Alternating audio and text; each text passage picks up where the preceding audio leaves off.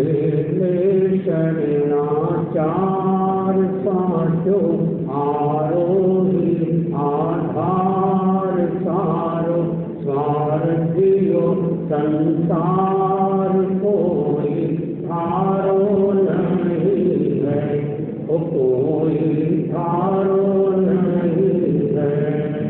चेतन ले शरणाचार साचो आरोही आधार सारो स्वार्थियो संसार कोई थारो नहीं है, कोई थारो नहीं है। श्री अरिहंत के शरणगार साचो धर्म ही सार कोई करती बेड़ा पार और चारो नहीं है, और चारो नहीं है। चेतन ले शरणाचार साचो आरोही आधार सारो स्वार्थियो संसार कोई थारो नहीं है। जो तू होनो चाहे ज्ञान आचारारोपण ध्यान थारे माथे उभो पास कोई पटियारो नहीं है, कोई पटियारो नहीं है। चेतन ले शरणाचार साचो आरोही आधार सारो स्वार्थियो संसार कोई थारो नहीं है, कोई थारो नहीं है। जीवड़ा होकर रही सके, जीवड़ा होकर रही सके आचारा चूरा की भेद चिड़िया चुग जावे दिखे, और खालो नहीं है, कोई रखालो नहीं है। चेतन ले शरणाचार साचो आरोही आधार सारो स्वार्थियो संसार कोई थारो। पग पग पर धारे लूटाप थापर रया निशानो ताप आचारान सामेरा, और सारो नहीं है, कोई सारो नहीं है।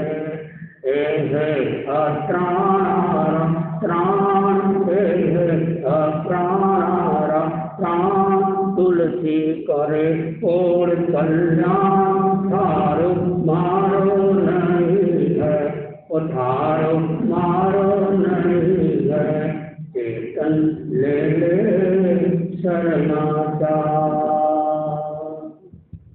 श्रद्धा से नमन करे हम तेरा अनुचरण करे हम, पल पल में स्मरण करे हम। महावीर स्वामी महावीर स्वामी। ओंकार बिंदु संयुक्तम नित्यं ध्यायन्ति योगिनः कामदं मोक्षदं एव। ओंकाराय नमो नमः, ओंकाराय नमो नमः। चैता भारभंपासं सप्तवर्षे महिभ्यो संति संति करे लोए पट्टो गई मनुष्य। आराध्य के पावन चरणों में वंदन। अर्थ विराजित मनुष्य धर्म प्रेमी भाइयों और बहनों,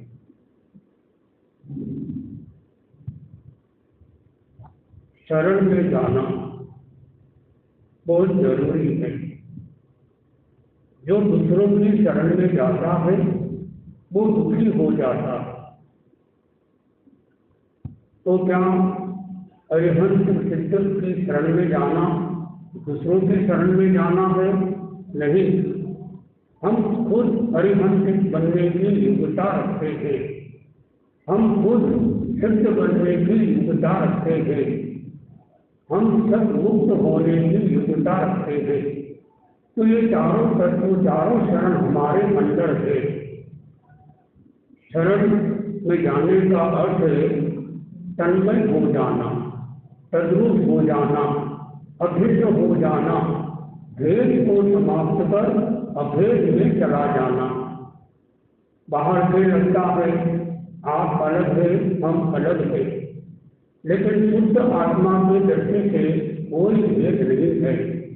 भागवत स्वामी की वाणी है, नो जीने नो अलिखते, कोई छोटा नहीं और कोई बड़ा नहीं। संत प्रवचन दे रहे थे और जैसे आजकल कुर्सी पे बैठते थे, पहले बाजों पर चौकी पर बैठते थे। संत चौकी पर बैठकर प्रवचन दे रहे थे, जनता नीचे बैठकर, एक समय था कुर्सी पे बैठना यानी को विशिष्ट भक्ति आ गया तो उसको ध्यान से कुर्सी पे बैठे। अब स्थिति ये आ गई है कुर्सी वाले ज्यादा है, बिना कुर्सी वाले कम है। तो यही स्थिति रही तो आने वाले समय में नीचे वाले तो कम मिलेंगे, कुर्सी वाले ज्यादा मिलेंगे। तो संत प्रवचन दे रहे थे और कह रहे थे कि सबकी आत्मा समान है, कोई छोटा बड़ा नहीं है। एक आदमी खड़ा हुआ और बोले महाराज साहब छोटे बड़े तो भेद तो है, कैसे? बोले आप बड़े हो हम छोटे हैं। संत ने कहा इस बात के आधार पर तो मैं ये कहना चाहूंगा कि आप बड़े हो और हम छोटे हैं। बड़े तो बात एकदम समझ में आ रही, बड़े तो आप हो और हमको कहते हैं आप बड़े हो, वो कैसे? तो संत ने कहा कि भाइयों और बहनों आप कहाँ पर बैठे हो? बोले हम जमीन पर बैठे। तो जमीन पर बैठने वाला जमींदार और चौकी पे बैठने वाला चौकीदार, तो बड़ा कौन हुआ? चौकीदार बड़ा हुआ या जमींदार बड़ा हुआ? ये कहने का तरीका अनेकांत है। किसी शब्दों को नहीं उलझना, शब्दों में से भावार्थ को ले लेना। तो शरण में जाना, अरिहंत की शरण में जाना, सिद्धों की शरण में जाना। अरिहंत वह होते हैं, अरिहंत हरि यानी बोलो शत्रु, हंस यानी नाश, जिसने शत्रुओं का नाश कर दिया। हमारे चार शत्रु हैं, क्रोध, मान, माया, लोभ। क्रोधचंद, मानचंद, मायाचंद, लोभचंद, ये चंद नहीं चंड है। तो ये चार हमारे शत्रु हैं, इनका हंस कर दिया, खत्म कर दिया गया निवृत्ति उपाय के द्वारा, साधना के द्वारा वो अरिहंत होता है। हम आजकल बोलते हैं नमो अरहंतान, पहले बोलते थे नमो अरिहंतान, दोनों तरफ नहीं। अरिहंतान नेगेटिव है और अरहंतान पॉजिटिव है। अरहंतान का अर्थ है परम अरहता संपन्न, सभी तरह की अच्छी अच्छी योग्यता से जो संपन्न होता है उसे कहते हैं अरहंतानम। तो जो भी हो, तो ये अरिहंत की शरण में जाना, सिद्धों की शरण में जाना। बहुत सारे प्रश्न पूछा जाता है कि बड़ा कौन है, अरिहंत बड़े हैं या सिद्ध बड़े हैं? एक नंबर वाला बड़ा होता है कि दो नंबर वाला बड़ा होता है? ऐसे तो सिद्ध भगवान बड़े हैं, तो बाद में सिद्धांत क्यों लिया, पहले अरिहंतान क्यों लिया? इसका क्या कारण है? कोई बता सकते हैं?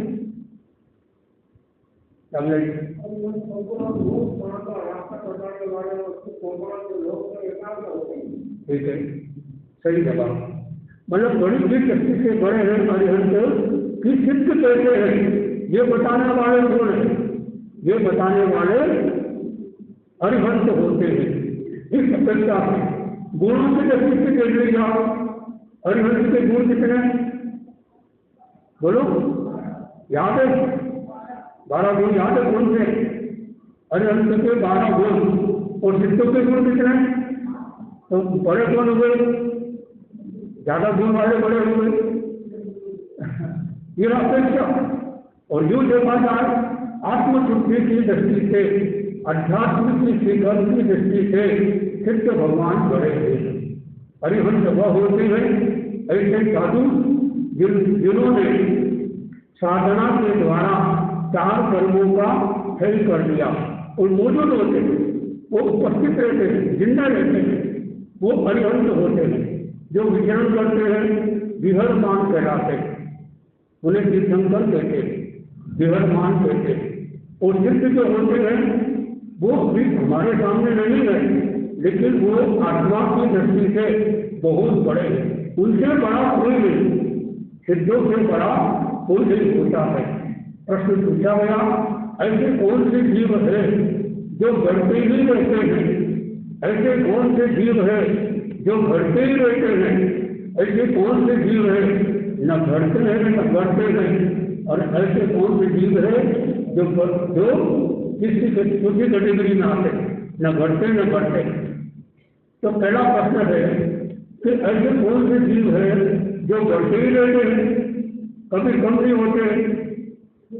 सिद्ध भगवान, सिद्ध भगवान की संख्या की दृष्टि से वो बढ़ते ही रहते हैं।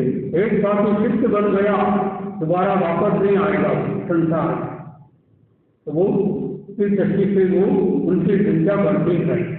और कुछ जीव ऐसे हैं न बढ़ते हैं न बढ़ते हैं, उसमें कौन आएंगे बोलो? ऐसे कौन से जीव है न बढ़ते हैं न बढ़ते हैं?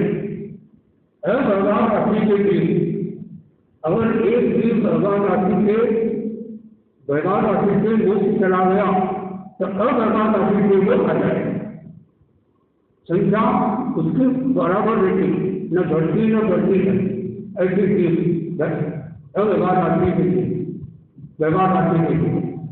और कुछ जीव ऐसे होते हैं जो घटते ही रहते हैं, वो कौन होंगे? अभगवान राशि से आए जीव। हमारा मूल घटाना है अभगवान राशि का, तो अभगवान राशि के जीव होते हैं जो घटते ही रहते हैं, लेकिन फिर भी अनंत है। अनंत में से अनंत गए तो कितना बचा? अनंत बचा, कभी उनका अंत नहीं होगा, लेकिन संख्या की दृष्टि से घट गए और बढ़ गए और न घटे न बढ़े, वो हो गए व्यवहार राशि के जीव। अब चौथा है कि घटते भी है और बढ़ते भी है, इसका जवाब दो। ऐसी कौन सी जीव है जो घटते भी है और बढ़ते भी है? दूसरे गुण स्थान वाले जीव, प्रतिपादी सम्यक दृष्टि वाले जीव, जिनकी अवधि केवल 6 अवधिका की है, यानी चालू भाषा में 6 मिनट जितनी उसकी अवधि होती है। वो गए आए घटते बढ़ते रहते, कभी एक साथ ज्यादा मात्रा में वहां से अब चले गए, कई बार कम मात्रा में रह गए। तो वो जो जीव होते हैं जो घटते भी रहते हैं बढ़ते भी रहते हैं। तो यहाँ अरिहंत सिद्ध दोनों में क्या विशेषता है? दोनों की क्या विशेषता? दोनों वो तो मोक्ष हो गया और उनका मोक्ष उसी भाव में होना बाकी है। और तीसरे होते हैं, तीसरा शरण कौन सी हुई? साहू शरणम। अब बोलेंगे आचार्य को ले लिया, आचार्य शरणम पहुंचाने होना था, सिद्धे शरणम पहुंचाने आ गया, अरिहंते शरणम पहुंचाने हो गया, साहू शरणम पहुंचाने हो गया। तो ये आचार्य किसमें आए? साधु में आए, क्योंकि जो आचार्य है वो साधु है। कोई आपसे पूछ ले, ये 5 पद है, वंदनी 5 पद होते हैं, छठा कोई वंदनी नहीं अध्यात्म की दृष्टि से। तो ये जो 5 पदों में सबसे बड़ा पद कौन सा? जो सभी में वो अरिहंत में भी है, सिद्ध में भी है, आचार्य में भी है, साधु में भी है, उपाध्याय में भी है। बोलो साधु का सही है। साधु का पद सबसे बड़ा, क्योंकि साधु के बिना अरिहंत नहीं, साधु के बिना सिद्ध नहीं, साधु के बिना आचार्य नहीं, साधु के बिना उपाध्याय नहीं। तो साधु सबसे बड़ा पद होता है। ये जीवन की सबसे बड़ी संपत्ति है। जब हम लोग दीक्षा लेते हैं तो 13 करोड़ की संपत्ति, साधु भाषा में 13 करोड़ की संपत्ति दी जाती। ये एक महावत 1 करोड़ के समान है। 5 महावत, 5 समिति और 3 दुखी एक तरफ से। ये 5 जो पद है, तो कोई आपसे पूछ सकते हैं केवल ज्ञानी जो होते हैं 5 पदों में किसमें आते हैं? केवल ज्ञानी 5 पदों में से कौन से पद में आएंगे? 5 में, साधु में। बोलो सामने जी। अच्छा बेटा साहब, अरिहंत में मैं केवल ज्ञानी पूछ रहा हूँ, अरिहंत नहीं बोल रहा हूँ। अरिहंत और केवली में अंतर है, अरिहंत और केवली में अंतर है। बताया था एक बार मैंने, जो अरिहंत है उसका केवली होना अत्यंत अनिवार्य है, जरूरी है। लेकिन जो केवली हो वो अरिहंत हो जरूरी नहीं। जैसे गुरु देवी माता 4 कर्म खत्म कर दिए, केवल ज्ञान हो गया, बाद में मोक्ष भी हो गया, लेकिन वो अरिहंत नहीं बने। बाहुबली केवल ज्ञान हो गया, मोक्ष हो गया, लेकिन अरिहंत नहीं बने। भरत चक्रवर्ती केवल ज्ञान हो गया, मोक्ष हो गया, लेकिन अरिहंत नहीं बने। तो 5 पदों में अगर कोई पूछे केवली कौन सी केवली पूछ रहे बाबा साहब, ये वापस पूछना चाहिए। केवली 2 तरह के होते हैं, अरिहंत केवली और सामान्य केवली। तो अरिहंत केवली पूछेंगे वो जवाब आपका आएगा पहले पद में, और सामान्य केवली का पूछेंगे यानी नॉर्मली केवली का पद वो 5वें पद में आएगा। जो बेन जी ने कहा 5वां पद साधु का पद, वो साधु। अब एक शब्द आता है गणधर। 11 गणधर हो गए। हर तीर्थंकरों के समय में गणधर होते हैं, कई 84 होते हैं, कई अलग अलग होते हैं। बिना गणधर के तीर्थंकर के समय ही तीर्थंकर पहले हुए, बाद में गणधर होते हैं। 11 गणधर हुए। उन 11 गणधरों में से 9 गणधर को भगवान महावीर के सामने ही मोक्ष पदार्थ, उनकी गति मोक्ष होती है। गंधर्व की एक बहुत सारी जीव होते हैं। 2 गंधर्व बाकी रह गए, गौतम स्वामी और सुधर्मा स्वामी। ये महावीर स्वामी के बाद में मोक्ष पधारे। तो मेरा प्रश्न यह है, जो 5 पद में से गंधर्व कौन से पद में आए? तो जानकारी तो बताओ, इशारा कर दो।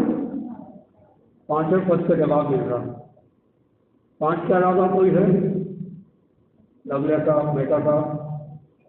गंधर्व समझ ना, गौतम आदि गंधर्व 11 गंधर्व हुए।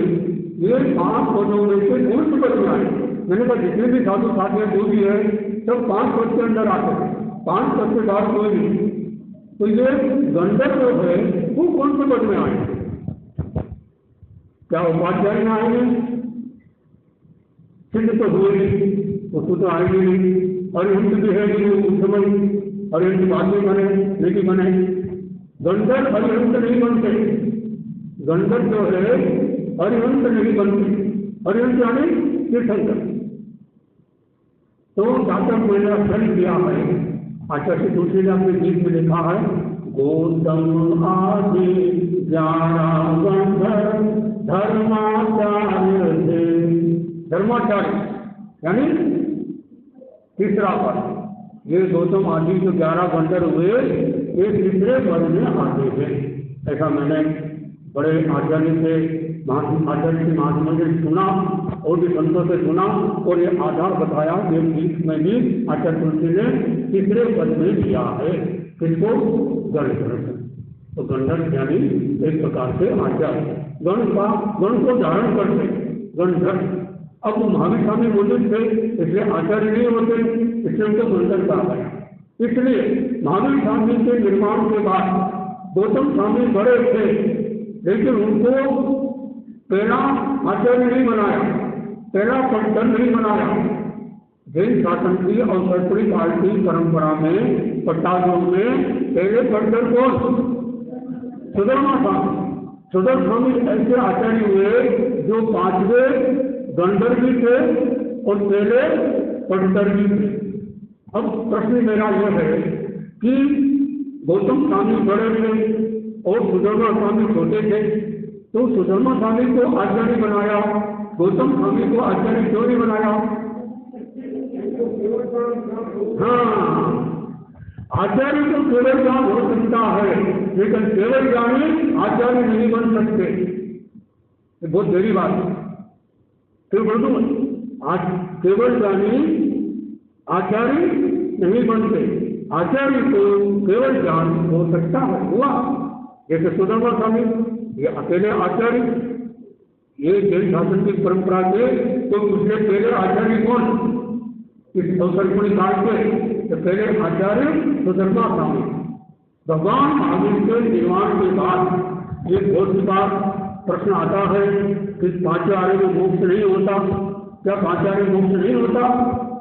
होता है और हुआ है। कितने? कम से कम 3 नाम तो इसमें आ गए। भगवान महावीर के निर्माण के 3 साल 8 महीने बाद 5वां आरा शुरू हो गया और महावीर स्वामी के निर्माण के 12 साल बाद गौतम स्वामी मोक्ष पधारे। तो पहले ये 12 कौन सा लग गया था? 5वां आरा लग गया। तो 5वें आरे में सबसे पहले मोक्ष कौन गया?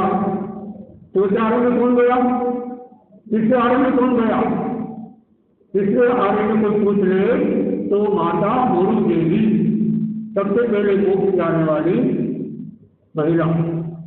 और चौथे आरे में भी बहुत सारे मोक्ष हुए हैं। पहले कौन गया?